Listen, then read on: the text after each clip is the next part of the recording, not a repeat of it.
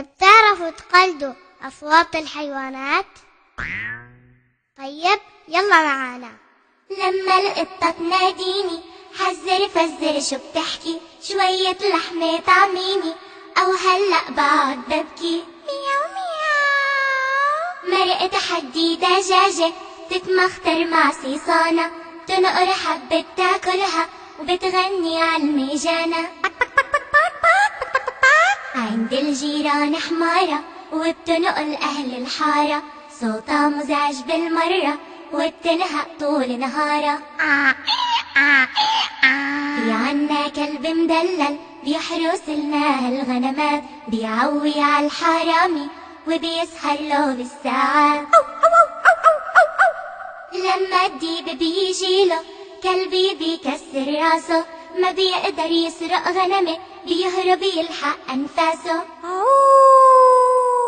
والغنمة لما تغني كأنها بتطلب مية، بتلاقيها جوعانة بدها عشبة طارية. ما جوات البركة بتسبح بطة بيضا يا سلام، وبتطلع برا المية تنفض ريشاتها أوام. كواك كواك كواك كواك كواك كواك كواك. وامبارح فرس البابا جابت مهرة أمورة، تركض معها بالحقلة صارت فرس صغيورة.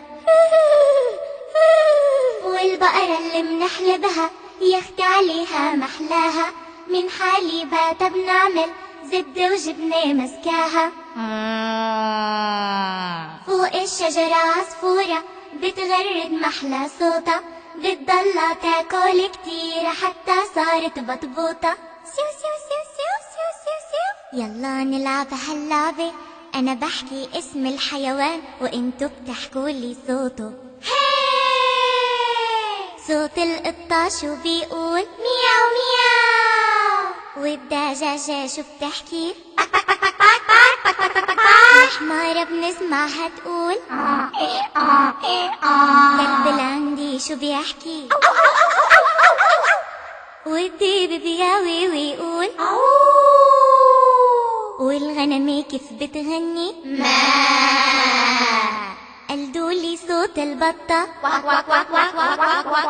وهلأ صاهي للمهرة. والبقرة كيف صوتها؟